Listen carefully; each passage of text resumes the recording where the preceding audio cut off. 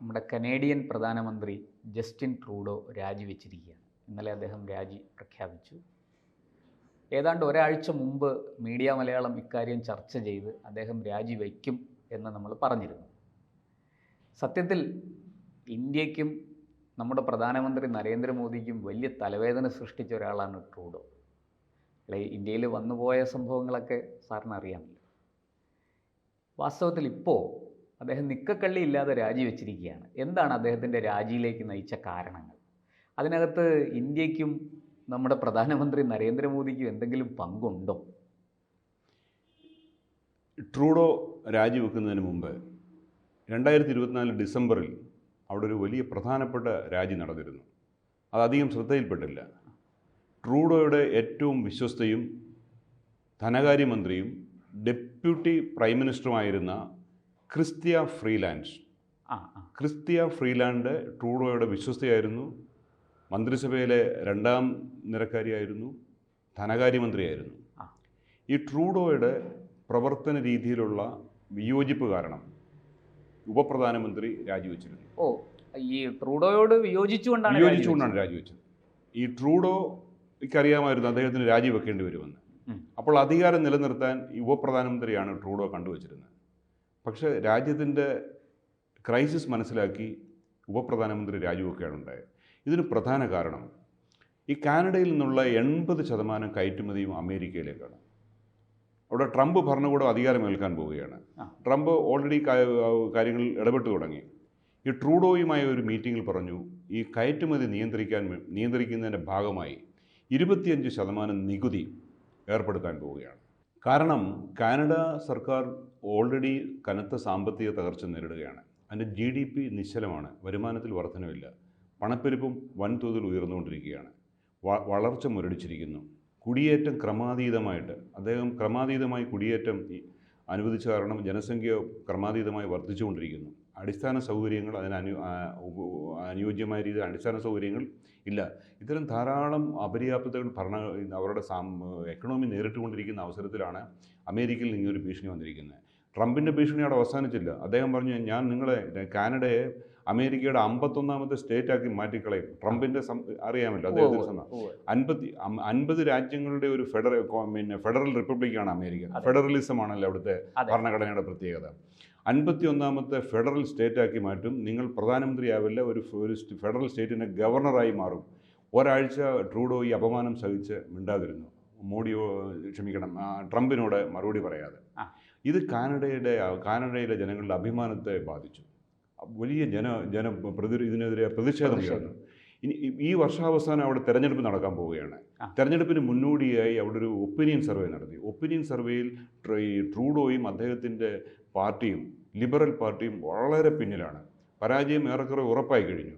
അപ്പോൾ ഈ അവസരത്തിലാണ് ശക്തമായ ഒരു ഭരണവിരുദ്ധ വികാരം ഇദ്ദേഹത്തെക്കുറിച്ച് അനൗദ്യോഗികവും സ്ഥിരീകരിക്കാത്തവരും ഇദ്ദേഹം ഒരു മയക്കുമരുന്നിന് അടിമയാണെന്നുള്ളതാണ്. ഇവിടെ ഒരു G20 മീറ്റിംഗ് കഴിഞ്ഞിട്ട് ഇദ്ദേഹം മാത്രം ആ ഷെഡ്യൂൾ ചെയ്ത സമയത്ത് തിരികെ പോയില്ല.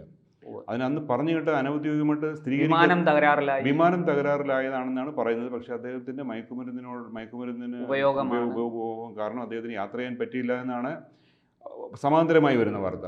അപ്പോൾ ഇതെല്ലാം കാനഡയുടെ അഭിമാനത്തിനെയും കാനഡയുടെ അന്തസ്സിനെയും ബാധിക്കുന്ന കാര്യങ്ങളാണ്. ഈ അവസരത്തിൽ ട്രൂഡോയ്ക്ക് അല്പം പോലും മുന്നോട്ട് പോകാൻ പറ്റാത്ത അവസ്ഥ വന്നു. ഈ ട്രൂഡോ ഇത് കൂടെ അവിടെ പ്രതിസന്ധികൾ ഉണ്ടാകുമ്പോൾ അദ്ദേഹം പിടിച്ചു നിന്നുകൊണ്ട് അദ്ദേഹം അതിനെ നേരിട്ട് കൊണ്ടിരുന്നത് ഇന്ത്യക്ക് നേരെ ചില ആരോപണങ്ങൾ ഉന്നയിക്കും. എന്നിട്ട് കാനഡയുടെ ദേശീയതയെ ഉണർത്താനും ഇന്ത്യക്ക് നേരെ തിരിച്ചുവിടാനും പാഴ്ശ്രമങ്ങൾ ധാരാളം നടത്തി. അവിടെ ഒരു ഖലിസ്ഥാൻ എന്ന തീവ്രവാദ സംഘടനയുടെ ആസ്ഥാനം കാനഡയാണ്, അറിയാമല്ലോ. അതായത് പ്രത്യേക പഞ്ചാബ് വേണമെന്നുള്ള വിഘടനവാദത്തിൻ്റെ ബീജാവാപം നടന്നത് കാനഡയിലാണ്. കാനഡയിലേക്ക് ധാരാളം സിഖ് സഹോദരന്മാർ കുടിയേറി പാർത്തിട്ടുണ്ട്. അവിടുത്തെ തടിമില്ലുകളിലും മറ്റും ജോലി ചെയ്യാനാണ് അവർ പോയത്. പിന്നെ ട്രക്ക് ഡ്രൈവിംഗ്, ഓട്ടോമൊബൈൽ സെഗ്മെൻ്റ് ആണല്ലോ അവരുടെ ഒരു ഫേവറേറ്റ് ഏരിയ. അവിടെയൊക്കെ അവിടെ ഏകദേശം 8 ലക്ഷത്തോളം സിഖ് സമുദായം അവിടെ ഉണ്ട്. അതിൽ പലരും സമാധാനകാംക്ഷികളാണ്, തീവ്രവാദികളുമുണ്ട്. ഈ ഖലിസ്ഥാൻ വാദമൊക്കെ നടന്നത് ഈ കാനഡ ബേസ് ചെയ്താണ്. ഇപ്പോൾ നടക്കുന്ന കർഷക സമരത്തിന് പോലും കാനഡയിലുണ്ട്. അപ്പോൾ അതിലൊരു തീവ്രവാദി അവിടെ കൊല്ലപ്പെടുകയുണ്ടായി, ഖലിസ്ഥാൻ തീവ്രവാദി കൊല്ലപ്പെടുകയുണ്ടായി. അതിൻ്റെ പിന്നിൽ ഇന്ത്യ ഗവൺമെൻറ് ആണെന്ന് കൂടെ ഇദ്ദേഹം ആരോപണങ്ങൾ ദേശീയ തലത്തിലും അന്തർദേശീയ തലത്തിലും ഒക്കെ സ്ഥാനത്തും അസ്ഥാനത്തും ഈ ആരോപണങ്ങൾ ഉന്നയിച്ച് ശ്രദ്ധ തിരിക്കാൻ ഇതൊരു ശ്രദ്ധ തിരിക്കൽ ഒരു ആഗോള പ്രതിഭാസമാണ്. ഇപ്പോൾ കേരളത്തിൽ തന്നെ മാത്രമല്ല സാർ, ഇടയ്ക്കൊന്ന് ചോദിച്ചോട്ടെ, അവിടെ ചില ഹിന്ദു ക്ഷേത്രങ്ങൾ ആക്രമിക്കപ്പെട്ടിരുന്നു. ഈ അതിനെതിരെയും ഈ ട്രൂഡോ എന്താ പറയണ്ടേ, ട്രൂഡോക്കെതിരെ വലിയ പ്രതിഷേധം ഉയർന്നിരുന്നു. ഈ കാനഡയിലെ ബ്രംഡൺ എന്ന് പറയുന്ന സ്ഥലത്ത് ഒരു സ്വാമിനാഥ ക്ഷേത്രം, സ്വാമിനാരായൺ ക്ഷേത്രം. ആ സ്വാമിനാരായൺ ക്ഷേത്രത്തിലെ സിഖ് വിഭാഗത്തിൽപ്പെട്ട തീവ്രവാദികൾ വലിയ വടികളുമായിട്ടൊക്കെ വന്ന് അവിടുത്തെ ഹിന്ദു വിശ്വാസികൾ 8 ലക്ഷത്തോളം ഹിന്ദുക്കളും ഹിന്ദു വിശ്വാസികളും കാനഡയിലുണ്ട്. അവരെ അക്രമകാരികളല്ല, ആക്രമിക്കുന്നതൊക്കെ സ്ഥിരം ഹിന്ദു ക്ഷേത്രങ്ങൾ തകർക്കുക, ഇതിന് നിശബ്ദമായ പിന്തുണ നൽകുക. അപ്പോൾ ഈ കാനഡയിൽ എപ്പോഴൊക്കെ പ്രതിസന്ധി നേരിടുന്നു അപ്പോഴൊക്കെ അദ്ദേഹം ഇന്ത്യക്ക് നേരെയുള്ള ഈ ആരോപണങ്ങൾ ഉയർത്തിയാണ്. ഈ ശ്രദ്ധ മാറ്റുന്നത് ഒരു ആഗോളതലത്തിലും പ്രാദേശിക തലത്തിലും. ഇപ്പോൾ കേരളത്തിൽ ഒരു ചർച്ച നടന്നുകൊണ്ടിരിക്കുകയാണ്, ഷർട്ട് ഇടണോ വേണ്ടോ, ശ്രീനാരായണ ഗുരു ദേവൻ പക്ഷെ അതൊക്കെ ഈ ആരോപണം വരുമ്പോൾ ഒരു കാര്യം ശ്രദ്ധിച്ചിട്ടുണ്ടോ, ഗുരു വെച്ച് നിർത്തും, ദേവൻ എന്ന് പറയില്ല. ഈ ആരോപണം ഗുരു എന്നേ പറയുള്ളൂ. ഈ EMS നമ്പൂതിരിപ്പാട് ഉണ്ടാകുന്ന സമയത്ത് അദ്ദേഹം ശ്രീനാരായണൻ എന്ന് മാത്രമേ പറയൂ. അദ്ദേഹം ഗുരു ഉപയോഗിക്കില്ലായിരുന്നു. ഇപ്പോൾ അത് ഗുരു ആരോപണം ഉന്നയിക്കുന്നവർ ഗുരു വരെ എത്തിയിട്ടുണ്ട്. പക്ഷെ താമസിയാതെ ദേവനും കൂടെ ചേരും. ആ ചോദ്യം ചോദിക്കുമ്പോൾ ഒരു പ്രാഥമികമായിട്ട് വരുന്നത് ശ്രീ നാരായണൻ ഗുരു, ഇതൊക്കെ സനാതന ധർമ്മത്തിന്റെ ഭാഗമല്ലേ? അദ്ദേഹത്തിന്റെ നാമധേയം തന്നെ ശ്രീ നാരായണൻ ഗുരു. അദ്ദേഹത്തിൻ്റെ ആരാധനാ കേന്ദ്രങ്ങളിലെല്ലാം പുരാണങ്ങളിലെ വായിക്കും. ഞാനത് ആനുഷംഗികമായി പറഞ്ഞതേ ഉള്ളൂ. അപ്പോൾ കാനഡയിലും ഇതേ രീതിയിലാണ് അദ്ദേഹം പ്രതിസന്ധികളെ നേരിട്ടുകൊണ്ടിരുന്നത്. ഇതിൽ കാനഡയിലെ പ്രധാന പ്രതിപക്ഷ പാർട്ടിയായ കൺസർവേറ്റീവ് പാർട്ടിക്ക് ഇതിൽ അതിശക്തമായ പ്രതിഷേധമുണ്ടായിരുന്നു. അവരെ ഇന്ത്യക്ക് നേരെയുള്ള ആക്രമണത്തിനെ അവർ അപലപിക്കുമായിരുന്നു. അപ്പം അദ്ദേഹം ചെയ്തുകൊണ്ടിരുന്നത് നമ്മുടെ നയതന്ത്ര പ്രതിനിധികളെ, ഈ കാനഡയുടെ തലസ്ഥാനം ഒട്ടാവയാണ്. ഈ കാനഡയ്ക്ക് ഒരു പ്രത്യേകതയുണ്ട്, ലോകത്തിലെ ഏറ്റവും വലിയ 2ാമത്തെ രാജ്യമാണ്. വലിപ്പം കൊണ്ട് നമ്മൾ ഇന്ത്യ 7ാമത്തെ മറ്റു രാജ്യമാണ്, ഇത് 2ാമത്തെ രാജ്യമാണ് വലിപ്പം കൊണ്ട്. പക്ഷേ ജനസംഖ്യ വെറും 4.5 കോടി ജനസംഖ്യ മാത്രമേ ഉള്ളൂ. അതാണ് ഇതിൻ്റെ പ്രത്യേകത. ജനസംഖ്യ വളരെ കുറവാണ്.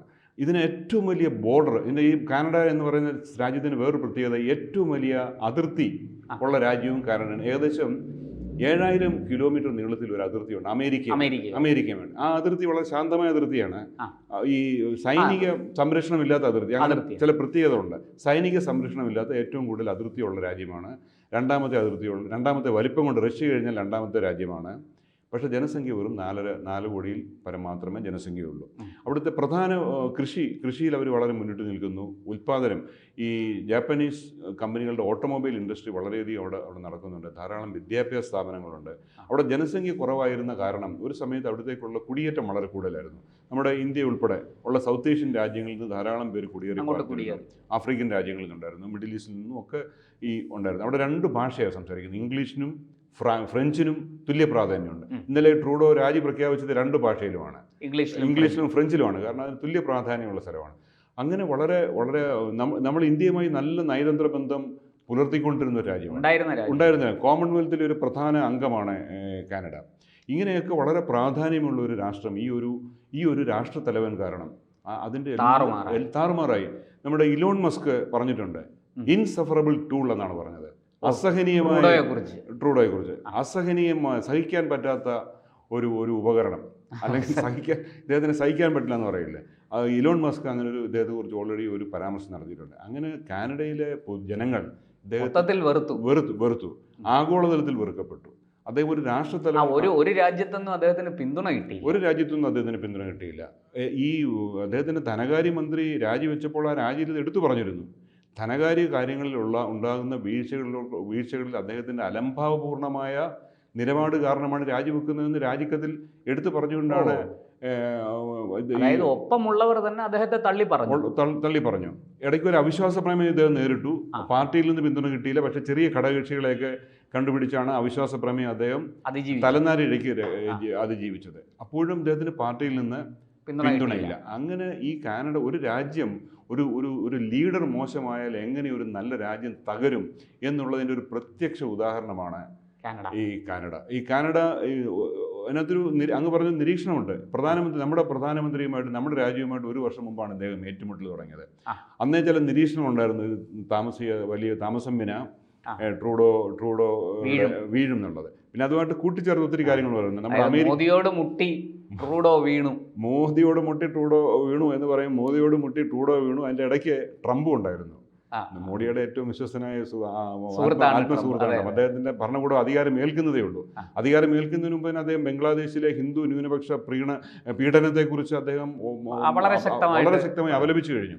അപ്പോൾ അങ്ങനെ ഒരു ഭരണാധികാരി അവിടെ വരികയാണ്. അദ്ദേഹത്തിന്റെ സുഹൃത്തായിട്ട് ലോകത്തിലെ ഏറ്റവും വലിയ ശക്തിയെ സാമ്പത്തിക ശക്തിയെ ഉയർന്നുകൊണ്ടിരിക്കുന്ന ഭാരതത്തിൻ്റെ ഉറ്റ സുഹൃത്താണ്. പക്ഷെ അദ്ദേഹത്തിൻ്റെ അമേരിക്കയുടെ വ്യവസായ നയങ്ങളൊക്കെ നടപ്പാക്കുമ്പോൾ സുഹൃത്ത് ബന്ധങ്ങളൊന്നും കാണിക്കില്ല. അത് ഓരോ രാജ്യത്തിനും മത്സരാധിഷ്ഠിതമായിട്ട് അതിനൊക്കെ നേരിടേണ്ടി വരും. കാരണം ഇനി ഒത്തിരി വിമർശനങ്ങൾ വരും. ട്രംപിൻ്റെ എക്കണോമിക് ഡിസിഷൻസ് ഇന്ത്യക്ക് എതിരാണെന്നൊക്കെ പറഞ്ഞിട്ട് മാധ്യമങ്ങൾ ധാരാളം വിമർശനങ്ങളുമായിട്ട് വരും. അത് ഓരോ രാജ്യങ്ങളും ആ എക്കണോമിക് പോളിസി മത്സരത്തിനെ നേരിട്ട് നമ്മൾ മുന്നോക്കം വരിക. എന്തായാലും ട്രൂഡോയുടെ കാര്യത്തിൽ ട്രംപിന് പിഴച്ചില്ല. വളരെ കൃത്യമായിട്ട് ട്രംപ് കാർഡ് തന്നെ ഇറക്കി ട്രംപ് കളിച്ചു. അതെ അതെ, അതായത് അമേരിക്കയുടെ 51ാമത്തെ സ്റ്റേറ്റ് ആകുന്ന അവസ്ഥ അങ്ങനെ രാജ്യം മൂലം ഒഴിവായി. തീർച്ചയായിട്ടും നമുക്ക് ഇനിയിപ്പോൾ ജസ്റ്റിൻ ട്രൂഡോ രാജിവെച്ചു, ഇടക്കാല തിരഞ്ഞെടുപ്പ് ഉണ്ടാകുമോ? നമ്മളിതിന് മുമ്പ് ചർച്ച ചെയ്തത് അങ്ങനെയാണ് മീഡിയ മലയാളം. കാനഡ ഇടക്കാല തിരഞ്ഞെടുപ്പിലേക്ക് എന്നുള്ളതായിരുന്നു നമ്മുടെ ആ ഒരു ചർച്ചയുടെ കാതൽ. ഇവിടെ ഇപ്പോൾ കൃത്യമായി എന്തായാലും പ്രധാനമന്ത്രി രാജിവെച്ചു. ഇനിയിപ്പോൾ രാജ്യം തിരഞ്ഞെടുപ്പിലേക്കായിരിക്കും പോകുന്നത്. പുതിയൊരു പ്രധാനമന്ത്രിയെ തിരഞ്ഞെടുക്കാൻ സാധ്യതയില്ലെന്ന് തോന്നുന്നു. അദ്ദേഹത്തിന് കാവൽ പ്രധാനമന്ത്രിയെ തുടരും അടുത്ത പ്രധാനമന്ത്രി ഇലക്ഷൻ കഴിയുന്നത് വരെ, അടുത്ത പ്രധാനമന്ത്രി വരുന്നത് വരെ. എന്തായാലും കാത്തിരുന്ന് കാണാം കാനഡയിൽ എന്താണ് സംഭവിക്കാൻ പോകുന്നതെന്ന്. നന്ദി.